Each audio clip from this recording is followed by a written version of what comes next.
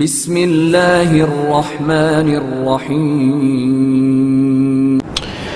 بسم اللہ الرحمن الرحیم الفصل السابع تعقیب الاستثناء للجمل المتعددہ اذا تعقب الاستثناء جملا متعددة كقوله سبحانه والذين يرمون المحصنات ثم لم يأتوا بأربعة شهداء فاجلدوهم 80 جلدة ولا تقبلوا لهم شهادة أبدا وأولئك هم الفاسقون إلا الذين تابوا من بعد ذلك وأصلحوا فإن الله غفور رحيم الآخر۔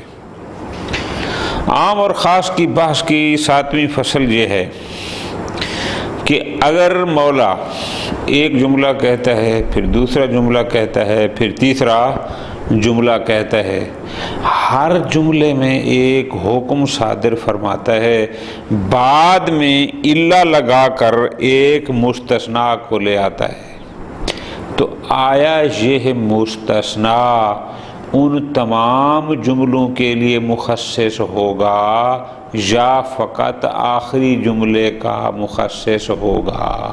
یہ ہوتی ہے اصل بحث۔ اس کے لیے آیت مجیدہ یہ پیش کی جاتی ہے، مثلا کہا جاتا ہے، آیت مجیدہ یہ ہے سورہ نور میں والذین یرمون المحصنات، وہ لوگ جنہوں نے جو پاک دامن عورتوں پر جنہوں نے کوئی تہمت لگائی، ثم لم یاتوا باربعۃ شہداء، تہمت تو لگا دی لیکن پھر 4 گواہ اس پر قائم نہ کر سکے۔ اب یہاں حکم آ گیا، پہلا حکم فَاجْلِدُوهُمْ 80 جلدہ، ان تہمت لگانے والوں کو 80 کوڑے مارو۔ نمبر 2 وَلَا تَقْبَلُوا لَهُمْ شَهَادَةً أَبَدًا، کبھی بھی ان کی گواہی کو قبول نہ کرو۔ نمبر 3 اولئک هم الفاسقون، یہ لوگ فاسق ہیں۔ 3 جملے 3 حکم، کوڑے مارنے ہیں، گواہی قبول نہیں کرنی، اور یہ فاسق ہیں۔ لیکن آگے چوتھی آیت میں آیا اِلَّا الَّذِينَ تَابُوا مِن بَعْدِ ذَلِكَ، لیکن جن لوگوں نے توبہ کر لی، غلطی تو کر بیٹھے لیکن پھر کر لی توبہ، وَأَصْلَحُوا، اور اپنی درستگی کر لی، فَإِنَّ اللَّهَ غَفُورٌ رحیم۔ بحث اب یہ ہے کہ یہ جو إِلَّا الَّذِينَ تَابُوا مِن بَعْدِ ذَلِكَ وَأَصْلَحُوا، یہ جو استثناء ہے، آیا یہ فقط اولئک هم الفاسقون کی تخصیص کرتا ہے کہ پہلے تو ہم نے کہہ دیا کہ یہ لوگ فاسق ہیں، لیکن جب توبہ ہو گئی تو بس اب یہ فاسق نہیں ہیں، لیکن پہلے 2 حکم اسی طرح اپنے مقام پر باقی ہیں؟ یا یہ ہے کہ نہ، اس کا تعلق تینوں جملوں کے ساتھ ہے۔ کیا مطلب؟ یہ نہیں یہ اِلَّا الَّذِينَ مخصص ہے، کیا اب چونکہ توبہ کر لیا ہے کوڑے بھی نہیں مارنے، شہادت بھی قبول کرنی ہے، اور اب یہ فاسق بھی نہیں ہیں۔ اب بحث یہ ہے کہ یہ جملہ جو استثناء ہوتا ہے، آیا یہ اپنے ما قبل سب کا مخصص ہوتا ہے یا کسی کا؟ علماء علم اصول کے مختلف نظریات، شیخ طوسی صاحب معالم رحمۃ اللہ علیہ، ان کا نظریہ یہ ہے کہ استثناء اپنے ماقابل تمام جملوں کا مخصص ہوتا ہے۔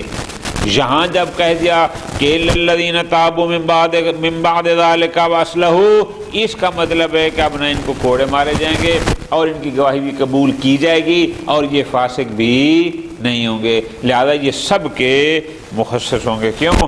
چونکہ ان کو فقط آخری جملے کا مخصص قرار دینا محتاج دلیل ہے، اور وہ ہمارے پاس نہیں ہے۔ دوسرا نظریہ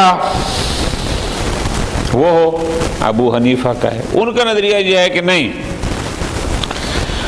کلام کا ظہور یہ ہے حکم عقل یہ ہے کہ اس استثناء کا تعلق فقط آخری جملے سے ہے. کیا مطلب؟ یعنی یہ فقط آخری جملے کا مخصص ہوگا پہلو کا. یعنی کیا مطلب کہ فقط یہ الا الذین تابوا مثلا اس آیت میں یہ بتا رہا ہے کہ بس اب یہ فاسق نہیں ہیں لیکن پہلے دو حکم اپنے مقام پر اسی طرح باقی ہیں. تیسرا نظریہ وہ یہ ہے عدم و ظہور الکلام. وہ کہتے ہیں کہ نہیں، کلام نہ اس میں ظہور رکھتی ہے کہ یہ استثناء کا تعلق فقط آخری جملے سے ہے، نہ کلام کا ظہور عقلی اس میں ہے کہ اس کا تعلق سب میں کسی کے ساتھ میں بھی اس کا ظہور نہیں ہے. ٹھیک ہے کہ چاہے ہم سب کے قائل ہوں یا نہ ہوں، آخری تو حتماً اس میں داخل ہوگا، لیکن بات ہو رہی ہے ظہور کی. عقلاً یہ ظہور رکھتا ہے یا نہیں رکھتا؟ فرماتے ہیں یہ محتاج دلیل ہے اور ہمارے پاس میں کوئی دلیل ہے. ایک چوتھا نظریہ بھی ہے، انشاءاللہ وہ آگے پڑھیں گے. اصول الفقہ مظفر میں شیخ مظفر کا نظریہ ہے، وہ اور بات کرتے ہیں. وہ کہتے ہیں کہ وہ جو پہلے جملے ہیں، اگر ایک جملے میں موضوع کو بیان کیا گیا، دوسرے جملے میں فقط اس کی ضمیر آئی، تیسرے میں بھی ضمیر آئی اور بعد میں آیا استثناء، تو پھر استثناء مخصص ہوگا سب جملوں کے لیے. لیکن اگر ہر جملے میں موضوع کو علیحدہ علیحدہ تکراراً بیان کیا گیا تو پھر اس کا تعلق ہوگا فقط آخری کے ساتھ. شیخ مظفر کا نظریہ انشاءاللہ اگلے سال میں آپ پڑھیں گے، لیکن وہ بہرحال چوتھا نظریہ ہے. ختم. صاحب الموجز جناب فرماتے ہیں دیکھو، ایک بات جو متفق علیہ ہے اس میں اختلاف نہیں کیا کہ اس استثناء کا تعلق آخری جملے کے ساتھ تو ہے ہی ہے نا. کہ مثلا اسی آیت میں جب کہہ دیا کہ الا الذین تابوا، کہ الا الذین تابوا من بعد ذلک واصلحوا، اس کا مطلب ہے ہم الفاسقون کا حکم تو اب ہو گیا ختم. توبہ کا یہ فاسق تو نہیں، یہ بات. لیکن ہمارا مسئلہ یہ نہیں ہے، ہم جو بات کر رہے ہیں وہ اور ہے کہ آیا اس کا ظہور ہے فقط آخری میں یا اس کا ظہور ہے تمام. جو ہم ظہور عقلی کی بات کر رہے ہیں، اس متیقن کی بات نہیں کر رہے. فرماتے ہیں ظہور محتاج دلیل ہے. یہ جو تین نظریے گزرے ہیں جناب، انہوں نے جو کچھ کہا ہے، فرماتے ہیں یہ جو نظائر ہیں یہ قرائن ظنیت ہو سکتے ہیں، کہ ایسا کہ نہ ہو کہ ظن ہو کہ شاید تعلق آخری کے ساتھ ہو، شاید مخصص ہو سب کا، لیکن ان سے ظہور عقلی ثابت نہیں ہوتا. اس کے لیے ہمیں ایک اور دلیل ضرورت ہے. ٹھیک ہے جی. اب اگر آپ سے سوال یہ ہو کہ صاحب الموجر کا نظریہ کیا ہے، تو آپ کہیں گے ان کے نزدیک ظہور کسی میں بھی نہیں ہے، ظہور کے لیے ایک علیحدہ سے دلیل چاہیے ہوگی جو یہ بتائے کہ اب آیا اس کا تعلق فقط آخری جملے کے ساتھ ہے یا سب کے ساتھ. الفصل السابع تعقیب الاستثناء للجمل متعددہ. ایک جملہ، دوسرا جملہ، تیسرا، اس کے بعد ایک آ گیا استثناء. تو بحث یہ ہے کہ یہ جو استثناء، جملہ استثناء یا مخصص ہوگا، آیا یہ اپنے ما قبل سب کا مخصص ہوگا یا فقط آخری کا. اذا تعقب الاستثناء جملا متعددہ، چند جملے گزرے اس کے بعد آ گیا ایک استثناء، جس کی سب سے بڑی دلیل یہ آیت مجیدہ ہے سورہ نور میں، والذین یرمون المحصنات ثم لم یاتوا باربعۃ شہداء فاجلدوہم 80. وہ لوگ جو انہوں نے پاک دامن عورتوں پر تہمت لگائی، یہ تہمت لگاتے ہیں، وَلَمْ يَأْتُوا بِأَرْبَعَةِ شُهَدَاءَ، اور پھر 4 گواہ پیش نہ کر سکے. اب یہاں پر 4 حکم ہیں، 3 جملے ہیں، 3 حکم. پہلا فَاجْلِدُوهُمْ 80 جلدہ، پہلا جملہ حکم کیا ہے اسی کوڑے مارو۔ دوسرا جملہ ولا تقبلوا لهم شہادۃ ابدا، کبھی بھی ان کی گواہی کو قبول نہ کرو۔ تیسرا جملہ اولئک هم الفاسقون، یہ لوگ فاسق ہیں۔ یہ تین جملے آ گئے، لیکن چوتھی آیت میں استثناء آ گیا، کیا؟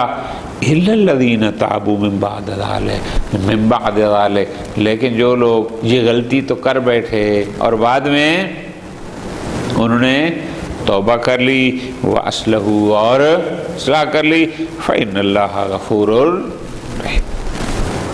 ففی رجوع الاستثناء الى الجمیع، اب یہاں بات ہے کہ الا الذین تابوا من بعد ذلک کا تعلق سارے جملوں کے ساتھ ہے، او الى الجملۃ الاخیرہ، یا فقط اولئک هم الفاسقون جو آخری جملہ ہے اس کے ساتھ ہے۔ اس کا تعلق کس کے، اس میں بحث ہے۔ تین نظریے، ظہور الکلام فی رجوعہ الی جمیع الجمل، شیخ طوسی، صاحب معالم اور کچھ شافعیہ کا نظریہ یہ ہے کہ اس استثناء کا تعلق تمام جملوں کے ساتھ ہے، سب کا مخصص ہے۔ کیوں؟ لأن تخصیصہ بالأخیرہ، چونکہ اگر اس کو فقط آخری کے ساتھ خاص کیا جائے تو یہ محتاج دلیل ہے، اور ہمارے پاس ایسی کوئی دلیل موجود ہے۔ دوسرا نظریہ وہ کہتے ہیں ظہور الکلام فی رجوع الاستثناء الی الجملۃ الاخیرہ۔ ابو حنیفہ کا نظریہ یہ ہے کہ نہیں، استثناء کا تعلق فقط آخری جملے کے ساتھ ہے۔ کیوں؟ لکون ہے اقرب، چونکہ وہ اس کے قریب تر ہے، لہذا اس سے پہلے والوں کے ساتھ کے لیے یہ مخصص نہیں۔ تیسرا عدم ظہور الکلام فی واحد منہما، کلام کا ظہور عقلی نہ اس میں ہے کہ اس کا تعلق فقط آخری جملے کے لیے کے ساتھ ہے، اس کا مخصص ہے، نہ ظہور اس میں ہے کہ یہ سب کے لیے ظہور عقلی کسی میں بھی نہیں۔ ٹھیک ہو گیا۔ وَإِنْ كَانَ رُجُوعُهُ إِلَى الْأَخِيرَةِ مُتَيَقَّنًا، ٹھیک ہے، اگرچہ آخری جملہ ہر حال میں شامل ہے، چاہے ہم یہ کہیں کہ فقط آخری، تو چاہے کہیں سارے آخری، نے تو ہر حال میں ہونا ہے۔ لیکن رجوع الیہ شیء، فرماتے ہیں لیکن بات کو سمجھنا ہے، استثناء کا اس سے متعلق ہونا اور چیز ہے، اور اس میں ظہور عقلی رکھنا ہمارا محل باز یہ ہے کہ آیا ظہور اس میں رکھتا ہے یا ظہور کسی میں نہیں رکھتا۔ یہ نظریہ ہے اخوند خراسانی صاحب کفایہ رحمۃ اللہ علیہ کا۔ ایک چوتھا بھی ہے جو میں نے بتا دیا آپ کو، شیخ مظفر کا۔ فرماتے ہیں لا شک فی امکان رجوع الاستثناء الی خصوص الاخیرہ اول، جہاں تک بات ہے امکان کی، امکان میں تو بالکل یہ ممکن ہے کہ ممکن ہے یہ استثناء فقط آخری جملے کا مخصص ہو، اور یہ بھی ممکن ہے کہ یہ سب کا مخصص ہو۔ امکان کی حد تک تو کوئی مسئلہ نہیں ہے کہ ممکن ہے فقط آخری کے ساتھ، ممکن ہو کہ سب کا، ٹھیک۔ لیکن انما الکلام فی انعقاد الظہور لواحد منہما عند العقلاء، بحث ہماری امکان کی نہیں، بحث ہماری ہے کہ آیا یہ ظہور عقلی رکھتا ہے کہ عقلاء اس بات کے قائل ہیں کہ اس کا تعلق یہ مخصص ہو فقط آخری جملے کے لیے یا یہ مخصص ہو سب کے لیے۔ بات ظہور عقلی کی ہو رہی ہے، امکان کی نہیں ہو رہی۔ پس فالاستثناء کما یحتمل رجوعہ الی الاخیرہ کذالک یحتمل رجوعہ الی، بس یہ جو استثناء ہے جیسا کہ یہ احتمال ہے کہ اس کا تعلق فقط آخری جملے کے ساتھ ہو، فقط آخری کا مخصص ہو، اسی طرح یہ احتمال بھی ہے کہ یہ سب کے ساتھ اس کا تعلق ہو۔ والتعیین بحاجۃ الی دلیل قاطع، لیکن احتمال ہے، لیکن ان دو احتمالوں میں سے کس کو معین کریں، کس کے قائل ہوں کہ حتماً ہم کہہ دیں کہ جناب یہ مخصص ہے سب کے لیے یا مخصص ہے فقط، یہ محتاج ہے دلیل قاطع کا، اس کے علیحدہ سے دلیل چاہیے، از خود یہ کسی میں ظہور نہیں رکھتا۔ ما ذکر من الدلائل من الدلائل الاقوال الثلاث للقولین اگر ہے تو کہیں پر وہ غلط ہے. یہ جو تین نظریے پیچھے ہے اور انہوں نے جو اپنی اپنی دلیلیں دیں، فرماتے ہیں لا یخرجن کون قرائن ظنیہ، یہ ایک ظن آور قرائن تو ہو سکتے ہیں کہ ظن ہو سکتا ہے کہ شاید یہ بطور قرینہ، لیکن غیر مثبتۃ لظہور، یہ دلیلیں ظہور عقلی کو ثابت کرنے کے لیے کافی نہیں. صلی اللہ علیہ محمد وعلیہ